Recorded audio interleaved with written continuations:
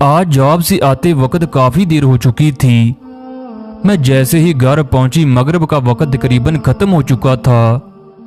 میں نے جلدی جلدی وضو کیا اور ویسے ہی گیلے ہاتھ پاؤں لے کر جا نماز پر نیت باندھ کر کھڑی ہو گئی۔ میرے چہرے سے بار بار پانی ٹپک رہا تھا۔ میں بار بار آستین سے صاف کرتی اور نماز جاری رکھتی۔ نماز کے دوران ہی مجھے یاد آیا کہ میں امی کی دوائیاں لانا بھول گئی تھی۔ آج آفس میں بہت کام تھا، کھانا کھانے کا بھی وقت نہ ملا۔ میں بہت تھک چکی تھی۔ سجدے میں جاتے ہی میں نے نماز میں دھیان لگانے کی بہت کوشش کی، لیکن مجھے لگا میں ایک ایسے میدان میں تھی جہاں پر بہت سارے لوگ جمع تھے۔ سب کے ہاتھ میں ایک ایک کتاب تھی۔ مجھے کچھ سمجھ نہیں آ رہا تھا کہ یہ کیا ہو رہا ہے۔ تبھی کسی نے ایک کتاب میرے ہاتھ میں بھی تھما دی جس پر میرا نام لکھا تھا۔ میں نے کتاب کھولی جس میں میرے اچھے برے اعمال لکھے ہوئے تھے۔ میرا دل بیٹھ گیا۔ میں نے سوچا یا اللہ کیا میں مر گئی ہوں؟ میں نے سب طرف نظریں گمائیں۔ سب ایک لائن میں کھڑے اپنی اپنی کتاب جمع کروا رہی تھی۔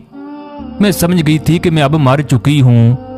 میرا بھی حساب کتاب ہونا ہے۔ میں نے بھی اپنی کتاب جمع کروائی اور انتظار کرنے لگی۔ جب سب لوگوں کی کتابیں جمع ہوگی تب فیصلے کا وقت آیا۔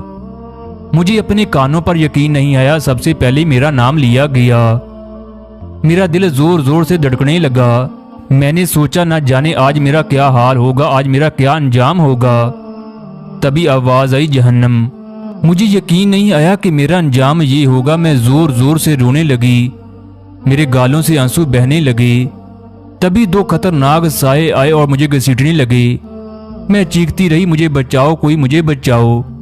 سب سہمی ہوئی نظروں سے مجھے دیکھتے رہے۔ کوئی بچانے کے لیے آگے نہیں آیا۔ میں نے چلا کر کہا میں نے کبھی کچھ غلط نہیں کیا، کبھی جھوٹ نہیں بولا، کسی کی چگلی نہیں کی، سود نہیں کھایا، پھر مجھے کیوں جہنم میں پھینک رہے ہو؟ کوئی کچھ نہیں بولا، صرف مجھے کھینچتے رہے۔ اب میں جہنم کی آگ محسوس کر سکتی تھی۔ اس کا منہ تھوڑی دور رہ گیا اور اس میں سے ایسی آوازیں آ رہی تھی جیسے کوئی جانور رسی توڑ کر مجھ پر حملہ کرنے کی کوشش کر رہا ہے۔ تبھی مجھے اپنی نماز یاد آئی۔ میں زور زور سے چلانے لگی میری نماز کہاں ہے؟ جہنم کا منہ سامنے تھا۔ دنیا میں ذرا سی گرمی برداشت نہیں کرتی تھی۔ یا اللہ اس گرمی کو کیسے برداشت کروں گی؟